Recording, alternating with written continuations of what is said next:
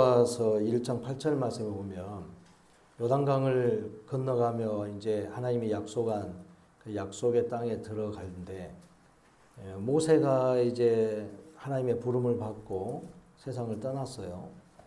그러니까 다음 지도자가 이제 여호수아로 세워졌는데 여호수아가 모세와 같이 그렇게 이스라엘 백성들을 데리고 가려 했더니 많은 두려움이 있어요. 내가 할 수 있을까? 그러니까 하나님께서 뭐라고 하시냐면 너는 내가 너에게 또 모세로부터서 말씀을 기록해 줬다. 하나님의 생각을 하나님이 기뻐하시는 뜻을 기록을 해 줬다 이 말이에요. 그게 이제 모세 오경이다 이 말이에요. 창세기부터 신명기까지 내용이에요. 그러면 거기 가운데 기록된 대로 그것을 주야로 묵상하면서 과연 그러한가? 과연 하나님이 어떤 뜻을 갖고 계신가? 이런 것을 살피면서 그 말씀이 기록된 말씀대로 묵상하여서 실천하라 이 말이에요. 하나님의 뜻이 과연 어떤 것인가? 이런 것들을 살펴가면서 그 뜻대로 순종하면서 살아라. 그래야면 내 길이 평탄할 것이고 막힘이 없을 것이다 이 말이에요. 그리고 형통하리라. 성공한다 이 말이에요. 원래 원문이 그런 내용이에요. 길이 막힌 것이 없고 다 평평하게 쫙 대로가 열리고 꾸불꾸불하지 않다 이 말이에요. 그 가는 길이 막 오르막 내리막 그러자 불편한 길이 아니다 이 말이에요. 평탄하고 형통하리라. 어떤 일든지 다 성공하리라 하는 겁니다. 그럼 신약에는 내용이 어떤 것일까요? 신약은 또 동일한 겁니다. 구약에는 기록된 말씀이고 들려주시는 말씀이었다 한다면 신약에서는 말씀이 육신이 되어 오신 분이에요. 그 예수 그리스도라 이 말이죠. 그 말씀이 구약에 기록되어지고 들려줬던 말씀이 육신이 되어 오셔서 구약에 예언되어졌던 그 말씀의 내용들을 신약에 육신이 되어 오신 말씀이 다 그것을 성취하신 거예요. 사람이 할 수 없었던 것들을 다 하셨어. 그게 십자가의 구속의 은혜와 부활의 능력으로 행하신 것이죠. 그리고 하셔서 그래서 이제 신약의 백성들은 그리스도의 구속의 그 대속 제물 되심의 은혜, 부활의 능력을 믿음으로 구원에 이르게 하면서 하나님이 기록하여 주신 말씀의 내용들을 그리스도의 십자가의 구속의 은혜를 힘입어서 삶에 적용하면서 실천하면서 사는 것입니다.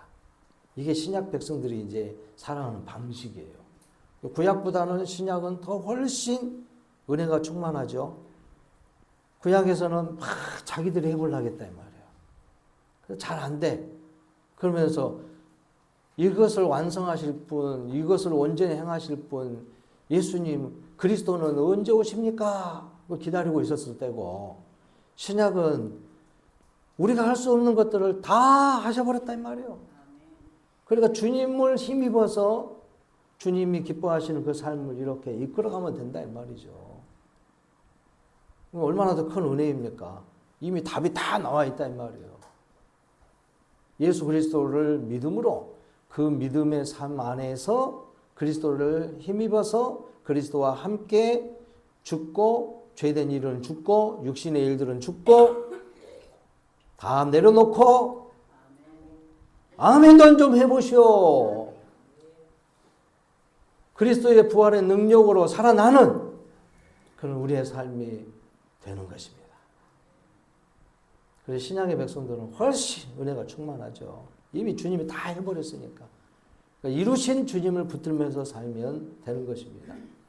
그러니까 어떤 어려운 상황이 벌어져도 우리는 믿음으로 그리스도의 행하신 은혜 안에서 살아가면 되는 거예요. 그래서 의인은 믿음으로 말미암아 살리라. 이 말씀이 이루어지는 거예요. 오늘 덕궁중앙교회 성도들이 그런 은혜의 삶을 누렸으면 합니다. 오늘 우리가 보는 17장의 내용에서 이제 이런 내용들이 나온 거예요. 자, 이스라엘 백성들이 왕을 주세요. 왕을 주세요. 하나님이 이스라엘 백성들에게 원하는 건 뭐였냐면 하나님의 거룩의 자리에, 하나님이 기뻐하시는 그 거룩의 자리에 주님의 뜻을 순종하면서 살아갈 수 있는 모세 같은 사람, 그런 사람 한 사람이 있었으면 한다 이 말이에요. 그런데 가나안에 도착해가지고 한 사람도 없는 거예요. 한 사람도 없어. 전부 다 치우쳐서 말씀이 있었던가? 우리를 가나안으로 이끌어줬다는 여호와 하나님은 도대체 누군가 알 수가 없는 거예요. 그렇게 지내다가 시간이 한 400년이 넘어가고, 그래서 하나님은 하나님도 답답하니까 내가 하겠다. 그래서 사무엘을 세운 거예요. 한나라는 여인을 통해서 사무엘을 내주셨어요. 그런데도 그 중간에도 이스라엘 백성들은 뭐 했습니까? 사무엘이 그래도 하나님과 관계를 잘 맺고 있다고 생각하니까 제사장의 그런 역할도 하고 선지자의 역할도 하고 있었으니까 사무엘을 이제 백성들이 의존하죠. 하나님이 사무엘과 함께 계신 걸 보았으니까. 사무엘에게 와가지고 늘 요청한 거예요. 선지자님, 우리에게도 왕을 주세요. 왕을 주세요. 사람들 같으면은 어쨌을 것 같아요? 사무엘이 허튼 소리 하지 마! 하나님 계신데 뭘 또 왕을 줘! 아마 그렇게 막 성질을 내고 화를 내면서 쫓아내버렸을 거예요. 보통 사람들 성질 같으면. 근데 사무엘이 어쨌다고요? 하나님한테 그냥 가가지고 엎드리면서 하나님, 백성들이 왕을 달라네요. 하나님 왕 아니십니까? 어떻게 할까요? 그냥 바로 하나님 앞에 가서 묻는 거예요. 그게 기도예요. 하나님 왕을 주시옵소서 이게 아니고, 진짜 기도는 하나님 어떻게 할까요? 내가 이런 게 필요한데 하나님 어떻게 하실랍니까? 제가 이렇게 살아가는데 이런 것이 필요합니다. 이런 일이 있었으면 좋겠습니다. 어떻게 하실랍니까? 이렇게 묻는 거지. 그냥 하나님 앞에 와가지고 하나님 나 죽겠어요. 이거 주세요. 안 주면은 내가 그냥 앞에서 들어놓고 땡깡을 불랍니다. 이런 게 기도가 아니다 이 말이에요.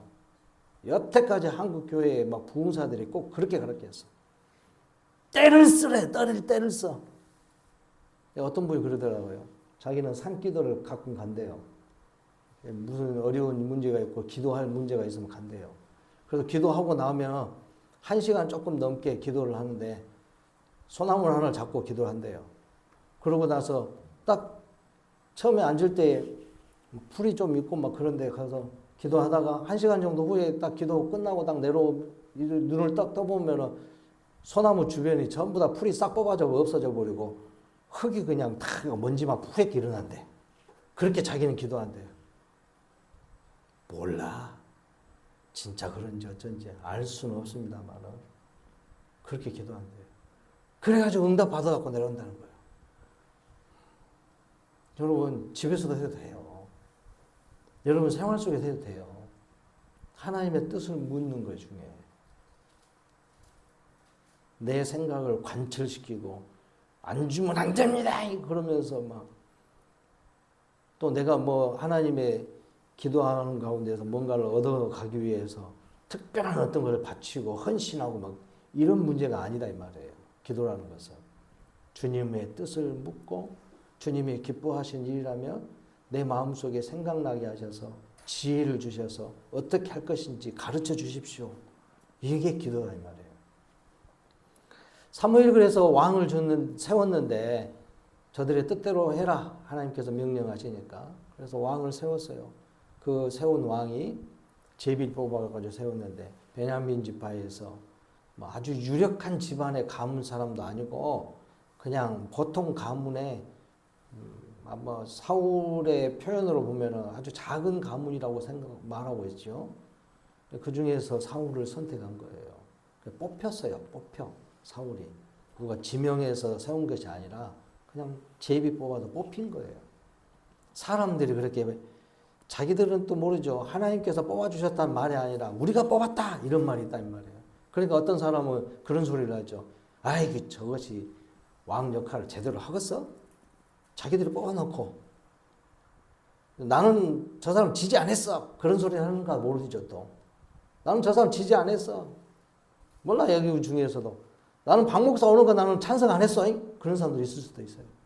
어떤 교회에서 그런 분들이 있어가지고 새로운 목사님을 자기들 지지 안 했다 해가지고 그냥 자기들끼리 마음 맞는 사람 이렇게 다른 데 가가지고 교회 개척하고 다른 목사 모셔다 놓고 그렇게 마음에 드는 목사 모셔다 놓고 교회를 세웁디다마는 어쨌든 사람의 마음이라는 것은 그런 거예요. 그러니까 자기들이 이제 뽑아가지고 세운 것처럼 생각한 거죠. 누가 응답하신 거예요? 사울도 결국은 하나님이 세운 사람 아닙니까? 제비 뽑은 것이 뭐 우연찮게 해가지고 어떻게 해서 운으로 재수가 있어서 사울이 뽑혔는갑다 이런 게 아니다 이 말이에요. 그래서 제비 뽑는 방법이 다르거든요. 누가 추천해서 뽑는 게 아니거든. 온 이스라엘 지파 가운데에서 하나님 어떤 지파에서 주실랍니까? 하고 제비 뽑는 거예요. 그래서 어떤 지파가 뽑혔어. 그래서 베냐민 지파가 뽑혔다고 했잖아요. 그래서 베냐민 지파 사람들이 이제 유력한 사람들이 이제 다 나온 거예요. 후보자가 될 만한 사람들 다 나온 거예요. 그 중에서 어느 가문이 이제 가문을 이제 뽑는 거죠. 그 가문에서 그 문중에서 이 사울 집안이 뽑힌 거예요. 그 사울 집안에서 사울이 뽑힌 거다 이 말이에요. 이게 하나님의 인도하심의 섭리의 방법이에요. 그런데 사울이 어땠어요? 하나님 뜻대로 하지 않아. 그래서 하나님께서 버리셔서 하나님의 마음에 든 자를 사무엘에게 가가지고 은밀하게 너 그 집에 가서 내가 지명한 사람이 있는데 내 마음에 쏙 든 사람이 있는데 그 사람에게 가서 기름을 부어 이스라엘의 왕으로 세우라.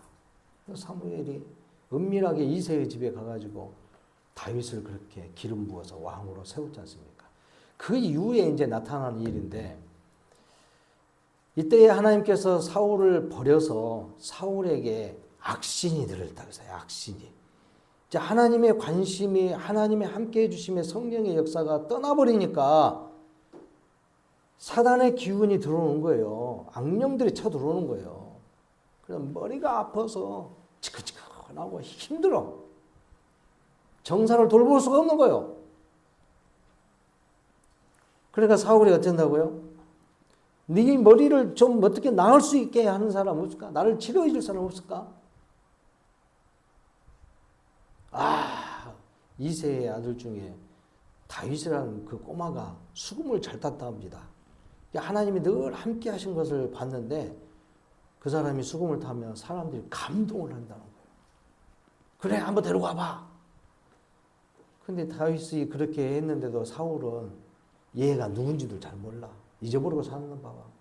물론 이제 다른 성경에서는 이 17장하고 연결이 잘 안 되는데 그렇게도 이야기합니다만 17장에서 꼭 모르는 사람처럼 이야기하잖아요.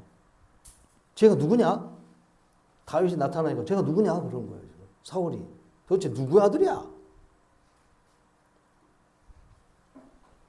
제대로 이해를 못하고 있죠.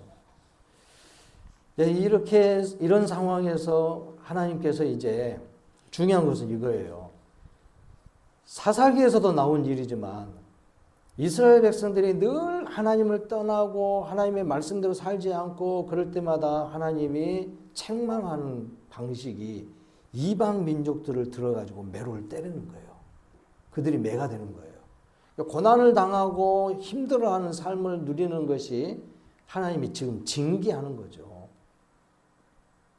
경고하기도 하고 또는 징계하기도 하고 돌아서게끔 매를 때리는 거예요. 근데 이때 이제 블레셋을 들어 쓴 거예요. 이 남쪽에 유다 남쪽에 있었던 이 블레셋 사람들이 여러 도시국가 연맹체로 있으면서 늘 이스라엘을 괴롭히는 거예요. 하나님의 말씀을 떠나고 주님 앞에 온전하게 서지 못하니까 이들을 통해서 사사기의 모습이 계속 연속되죠. 사울 왕 시대 때도 그래서 블레셋이 큰 군대를 이끌어 와가지고 이 소고라는 곳으로 왔다겠죠. 소고. 조그마한 마을이에요. 소고라는 곳에 와가지고 이쪽 산 있는데 저쪽 산, 산이 높은 산이 아니에요. 그냥 언덕들이에요. 웬만한 우리 동네 같은 이런 언덕들. 조금 높아봤자 뭐 한 600m, 700m. 그리고 골짜기라 하는 곳은요. 광주의 시내가 있는 이런 골짜기처럼 넓은 이 땅이 있는 곳이에요. 언덕이 있는데 이 사이에 큰 넓은 분지 형식으로 있는 곳이에요. 그러니까 이쪽하고 이쪽하고 이제 양쪽으로 섞였죠. 블레셋이 있고 이스라엘이 딱 있고, 그래가지고 여기 넓은 들판에서 이제 한바탕 붙어야 되겠죠. 여기를 골짜기라 한다 이 말이에요. 비가 내리면 그쪽으로 비가 막 쏠려 나가거든. 그런 식으로 해서 만들어 놓은 거. 그렇게 된 지형. 여기서 대치를 하고 있어. 그 대치하고 있는데 골리앗이라는 큰 장수, 여기서는 6규빗? 그랬는가요? 보통 그 당시에 고대 사회 때는 조금 짧게 했다던가요? 요게 손을 펴가지고 손끝에서 이 팔꿈치까지 해가지고 여기가 한 규빗인데 대략 고대 사회 때는 좀 길게 봤다 그러죠? 한 60cm, 55cm 아니면 60cm 정도 된단 말이에요. 60cm라 그러면 6규빗이니까 3m가 넘는 거예요, 기본적으로. 50cm다 해도 3m가 돼요. 거기다가 한 뼘을 더 된다 그러죠. 한 320 정도?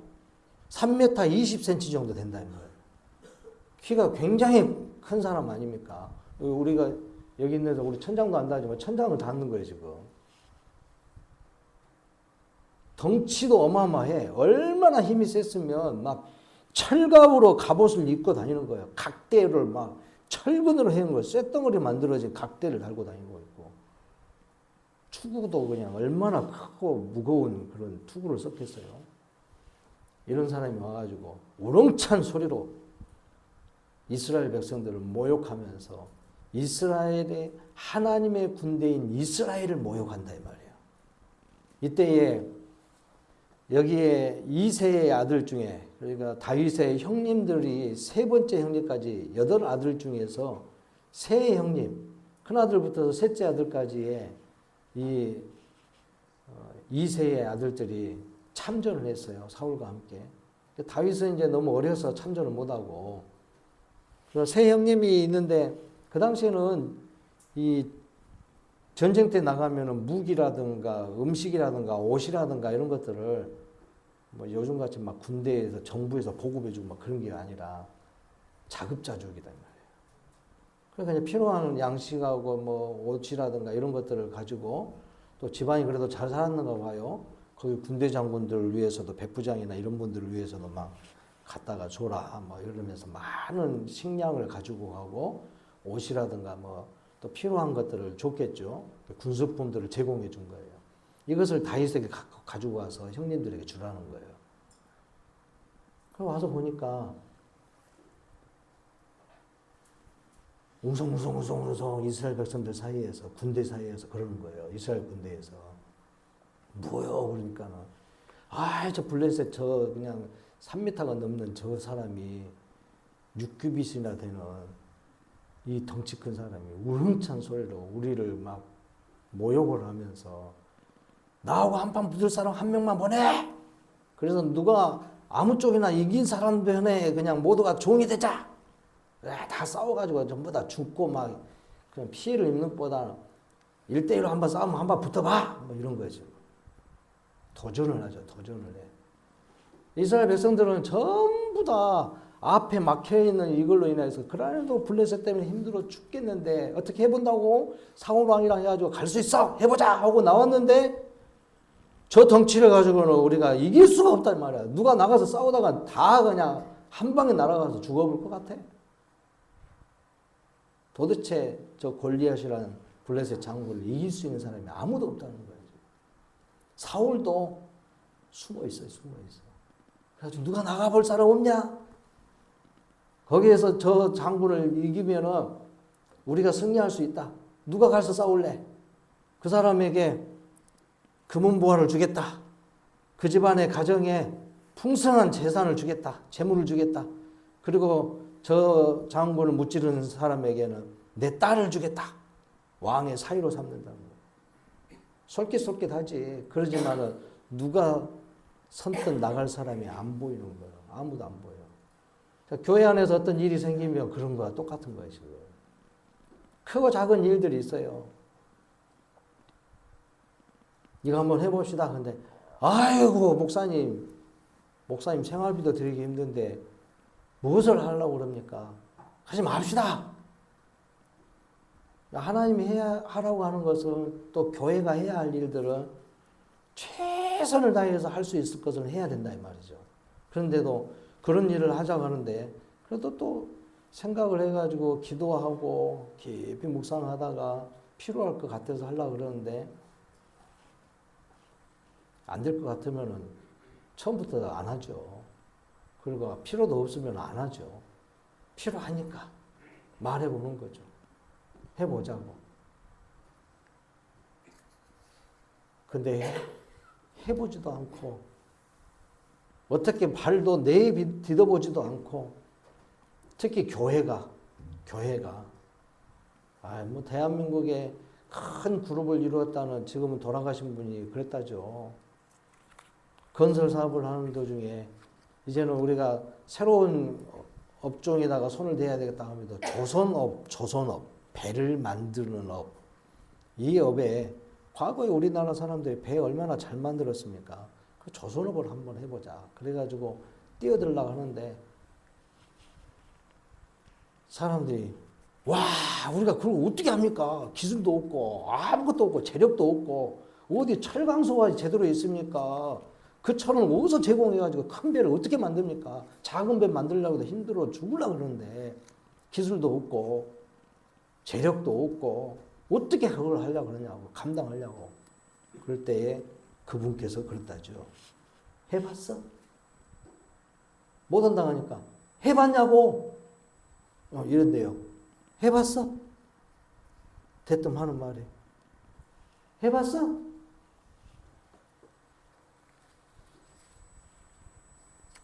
그런데 각고의 힘을 얻어서 대단한 일을 벌인 거죠. 세계에서 내놓으라 할 정도로 아주 훌륭한 조선업을 시작했다는 거죠. 지금은 이제 많이 하향길에 들어섰습니다만은 그 기술을 그래도 아직도 세계적으로 대한민국에서 만든 배가 튼튼하고 안정성 있고 잘 만든대요. 주님의 교회인 덕흥중앙교회가 하나님의 기뻐하시는 일을 할 때에 가장 중요한 거 영혼 구원의 일이죠. 교회가 하나님의 나라로서 살아가는 것이죠. 왕이신 우리 예수님을 잘 섬기면서 그분의 뜻대로 교회를 세워가는 것이죠. 그리스도의 몸으로 교회가 각 성도들이 예수님의 몸을 이루는 지체들이라 하면서 예수님과 같은 모습이 드러나야 되고 그런 삶을 살아가는데 목사님 저는 바빠서 그렇게 못한단 말이에요. 목사님 저는 바빠서 성경도 못 읽었단 말이에요. 목사님 저는 힘들어요. 기도 못해요. 나 기도 대표 기도 시켜보면 각 다른 교회로 가봐요. 막 협박을 하는 그런 것도 있고 안 나와버려요. 공갈치고 있어요. 해봤어요? 해보지도 않고. 근데 해보면 무슨 일이 벌어지냐면 하나님의 엄청난 일이 역사가 나타나고 있어요. 주님이 준비해 놓은 복된 일들이 풍성하게 우리에게 채워진다 이 말이에요. 그냥 두 손 들어버려 그냥. 못하겠다 해버려. 어떤 분한테 전도를 했더니 야, 뭔 하나님이 어디 있다고 막 그런 거예요. 아니 성경을 읽어보면 하나님 있다는 거 다 나옵니다. 왜 성경 내가 읽어봤어 막 그러더라고. 얼마나 읽어봤어? 아마 앞에 보면 뭐 최초에 뭐 나온 거 있더만. 그럼 뒤에 뭐 요한계시록 있고 뭐 다 읽어봤어. 안 읽어봤대. 뭔 성경 한 번도 읽어보지도 안 해놓고 무슨 하나님을 안다고 그러고 못 믿겠다 하고 그러냐고. 아니 읽어보라고. 그렇다겠죠. 지금은 이제 돌아가신 분인데 한동대학교 초대 설립자 되시는 김영길 박사님이 그랬다잖아요. 내가 지금 이걸 한 5번 이야기한 것 같아요. 미국 나사 우주항공국에서 일을 하시면서 여기에서 저 상층권 위쪽으로 올라가면 지구 대기권 중에서요. 상층권 위로 올라가면 몇 천도의 온도로 엄청난 뜨거운 열이 지구를 이렇게 감싸고 있대요. 어마어마한 열이 아마 그 태양의 열 때문에 그럴 수도 있을 거예요. 그래가지고 그 상층권 위쪽에 보면 어마어마한 열 공간이 대기권이 하나가 있대요. 그 시점을 들어든지 아니면 들어오든지 하면은 다 타버려. 어마어마한 열기 때문에. 예, 거기를 우주선을 타고 뚫고 나가려 그러면 웬만해가지고 쇳덩어리가 다 녹아본단 말이에요. 그러니까 그것을 뚫고 나갈 수 있는 초합금을 만든 사람이 김영길 박사예요. 그분이 이렇게 일을 하다 보니까 쉬는 시간이나 이런 시간에 뭐 그 안에 있는 과학자들의 몇 사람이 모여가지고 주여 하고 막 기도하고 성경을 읽고 있는 거예요. 뭐 하는 거예요? 그러니까 우리가 믿는 예수 그리스도를 믿는 믿음 안에서 우리 하나님 앞에 예배드리고 있다고, 성경을 읽고 있다고, 기도하고 있다고. 그러니까 지금 뭐 과학이 저 우주 가보면 하나님 어디 있다고 하냐고 하면서 하나님 어디 있냐고, 이 과학의 힘을 가지고 우리는 살아야 된다고. 자꾸 그렇게 하고 있으니까 그러지 말고 당신도 예수 믿으세요. 그런데 쓸데없는 소리 하지 말라고. 그러면서 뭐라고 하는 줄 아세요? 자기가 내가 이 성경책 읽어봐가지고 하나님이 있다는 것이 확인이 된다면 내가 믿겠지만 확인이 분명히 없을 거예요. 그러면서 하나님이 없다는 것을 내가 증명해 보이겠어. 그러면서 성경 읽기 시작한 거예요. 1장, 2장, 3장, 창세기 3장 딱 읽고 나서 그 자리에서 무릎을 꿇었어요. 성경은요, 하나님의 말씀, 하나님이 기록되어 있는 거예요. 말씀이신 하나님이 기록되어 있어요. 여러분, 지금 교회에 지금 성경책이 누구 주인한테 가야 되는데 안 가고 있어가지고 꽉 쌓여있어, 지금. 3개월에 한 번씩, 한 달에 40권씩 보내는 것을 3개월에 한 번씩 해가지고 120권을 보내줘요. 호산나 주식회사, 거기가 한동대에서 공부해가지고 졸업해가지고 선교 활동하는 목사님들 된 사람들이 모여서 만든 단체예요. 주식회사 호산나 바이블이라는 것이. 성경을 인쇄해가지고 보급해주는 사람들이에요. 여러 나라로 용어로 해가지고 우편으로도 보내주고 또 교회 같은 데 이런 데 보내줘가지고 쓰게끔. 제가 주보랑 해가지고 해놔도 누구 하나 가져가신 분이 없더라고. 내가 가끔가다 한 번씩 보내요. 동네 사람들한테. 또 여기 일하는 때 낮에 보면은 막 일하러 출근한 사람들 차에다가 다 놔두기도 하고. 여기 형철이 아버님 차에다가 올려놨더니만은 딱 교회 앞에다 그냥 갖다 놔두셨더만. 어쨌든 간에 그렇게 주다 보면 어느 순간인가 읽을 때가 있어요. 그럴 때 하나님이 그 말씀으로 역사하시는 거예요. 구원받을 사람을 그 사람을 그때 그 순간의 말씀으로 불러들이는 거예요. 그러니까 여러분 그냥 집에 왔다 갔다 하고 교회에 이렇게 왔다 갔다 하실 때 한 번씩 갖다 주시라니까요. 옆집에다가. 말씀의 그 역사가 일어나는 겁니다. 믿음을 가지고 하십시오. 골리앗이 이렇게 나와가지고 나와 한판 붙을 사람 나와봐! 하고 있을 때에 다들 수근수근 하면서 야야야야 저거 이기면은 사울왕께서 저거 이겨보면 많은 재산을 주고 자기 딸도 준대. 왕의 사이가 될 수 있어. 한번 다시 자네가 한번 해봐. 우리 내가 무서워서 어떻게 해? 한 방에 날아가 볼 것 같아. 나는 나가봤다면 큰일 날 것 같아. 목이 날아가 볼 것 같네. 나 못해. 다윗이 이 모습을 보고 답답해 죽으려고 하는 거예요. 자, 여기에서 무엇을 봐야 되겠습니까? 하나님을 제대로 아는 사람이라 한다면 그래도 두렵지만은 해봅시다. 우리 같이 나가봅시다. 혼자 못 하겠으면. 그럴 거 아니겠어? 그런 말이라도 해봐야지. 사울도 숨어있고 야 누가 한번 나가봐라 하고 있고 자기가 나가야지. 정말 하나님을 의존하는 그런 믿음의 모습이 여기서 얼마나 보이냐 말이에요. 근데 아직 어린아이가 다윗이 와가지고 아니 뭔 소리다 해 지금? 뭐 하세요 형님들 아저씨? 거룩한 하나님의 백성들을 모욕하고 있는 저 가증스러운 블레셋 장군이 덩치가 크면 뭐하냐고. 그까짓 거. 나는 양치다가 곰도 사자도 때려 죽인 놈이요. 지금 뭐 하시냐고. 아무도 지금 나가보려고 한 사람이 없다고.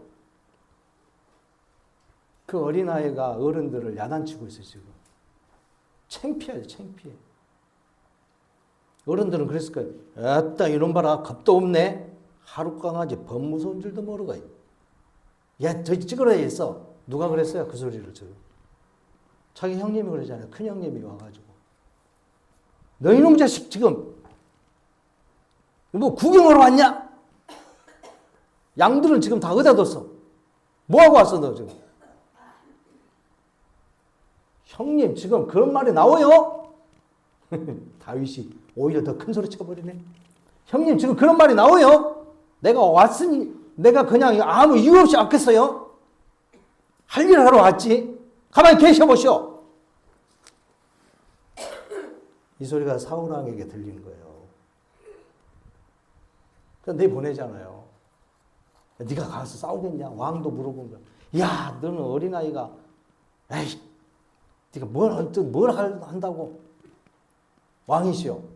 나는 내 아버지 양들을 지키면서 양 한 마리 새끼가 물려가가지고 사자나 곰이 물어가고 있을 때도 나 그놈들을 쫓아가가지고 그러면 수염을 잡아가고 내 팽개쳐버리고 온 놈이요. 내가 해볼게요. 아니 돌 몇 개 주워가지고 5개 주워가지고 와서 물매로 흙으로 이렇게 다 감싸고 있었겠죠. 얼굴도. 이 이마를 정통으로 하나를 맞춰버리잖아요. 아마 주먹만한 돌덩어리 하나 가지고 왔을 거예요. 5개를. 그 물매로 던져가지고 정확하게 요 미간을 때렸다는 거예요. 그거 맞고 그냥 아마 기절을 한 것 같아. 한 방 딱 맞고 오 하고 떨어져 본 것 같아요. 그 3m 되는 거구가 뒤로 떨어졌으니 아마 뇌진탕으로 떨어졌는지도 몰라. 아무리 투구를 써도 머리 한 방 맞고 떨어지는 거지. 그 순간 기절을 했겠죠. 그래서 달려가가지고 자기에게는 무기가 없으니까 골리앗의 그 칼집에서 큰 칼을 빼가지고 그의 목을 베어버렸다. 할렐루야. 우리 역사는 이렇게 일어나는 거예요. 근데 그 다윗이 그렇게 한 것을 그 사람의 재주같이 보이긴 하죠. 겉모습에서는. 그 사람의 재주예요. 경험이고. 근데 누가 함께 하셨다고요? 하나님이. 여러분 임마누엘 하나님이 함께 하신다고 해놓고는 믿음을 갖고 있다면서 늘 여러분들 삶 속에서 요즘 계속 이런 소리를 너무 잘해요. 얘가. 한숨만 쉬고 있고 못하겠네, 힘드네, 어렵네, 아이고 죽겠네 이런 소리가 나올 필요가 없다는 거죠. 우리의 왕 되신 주님께서 만왕의 왕이시고 살아계신 하나님이신데 다윗은 골리앗을 치러 갈 때에 이렇게 말하잖아요. 17장 44절에서 그 블레셋 사람이 또 다윗에게 이르되 내게로 오라 내가 내 살을 공중의 새들과 들짐승들에게 주리라. 그러니까는 45절에 뭐래요? 너는 칼과 창과 단창으로 내게 나오거니와 나는 만군의 여호와의 이름을 곧 내가 모욕하는 이스라엘 군대의 하나님의 이름으로 내게 나아가노라. 그러면서 하나님이 앞서 싸우신다는 것을 알아요. 어떻게 해요? 47장 7절에 나와 있잖아요. 하나님이 앞서가서 싸우신다는 거예요. 이미 가나안으로 이스라엘을 들어올 때에 하나님이 앞장서서 싸우는 내용들을 다윗은 다 알고 있는 거예요. 그 하나님이 이 땅을 주셨는데 이 땅을 침범하고 주님의 백성들을 모욕하는 저 가증스러운 이방인을 그냥 놔두냐 이 말이에요. 이런 분노가 일어나야죠. 하나님의 그 영광스러운 능력, 성령의 권능의 은혜 안에서 그 의분이 일어나야 되는 거예요. 여러분 삶 속에서 나는 왜 이렇게 힘들게 살고 내 왜 이렇게 의기소침하며 살 것인가? 늘상 이렇게 내 삶을 힘들고 어려운 삶 속에 한숨만 쉬고 살 것인가? 아이고 아파, 아이고 아파, 아프다는 소리만 하고 살 것인가? 하나님 앞에 한 번도 기도는 안 하면서 주님의 말씀대로 살아보려고 힘을 써보지도 않으면서 주님을 가까이 와서 모셔보고 주님과 만나서 교제하려고 하는 그런 의식은 없으면서 무조건 하나님을 향하여서 주님의 교회를 향하여서 주님이 기뻐하시는 사람으로 만들어지는 데는 관심도 없으면서 내게 왜 안 주십니까? 나는 왜 이렇게 힘들게 삽니까? 한숨만 쉬고 살고 불평만 하고 살면 되겠냐 이 말이에요. 믿음을 가지고 나가서 승리하십시오. 임마누엘 하나님이 지금 함께 계신다고 하지 않습니까? 그래서 이렇게 외치는 거죠. 주님이 나와 함께 하고 계시니까 나는 너를 맞서 싸우리라. 그러면 하나님께서 앞서가 싸우시니까 결국 그로 인하여서 내가 승리함으로 살아계신 하나님이 드러난다 이 말이에요. 내 삶을 통해서 살아계신 하나님이 나타난다는 거죠. 그 믿음으로 사니까 하나님이 모든 일을 책임져 주셔서 이루어 주심으로 내가 하나님의 백성인 것이 드러나는 거예요. 그러므로 인해서 내 삶의 모습이 그런 놀라운 일들이 일어날 때에 주변에 있는 사람들이 나를 보고 하나님이 살아계시구나. 이걸 안다는 것이죠. 이게 우리가 나아가야 될 삶의 방식인 겁니다. 다윗이 골리앗 하나 때려 죽였다고 해서 그것이 중요한 게 아니에요. 그를 통해서 하나님이 살아계시고 역사하시고 주님 우리와 동행하셔서 우리에게 향하여 그 승리를 주신다는 것을 아는 것이죠. 이 아는 것 가운데 살아가는 것이 우리의 믿음입니다.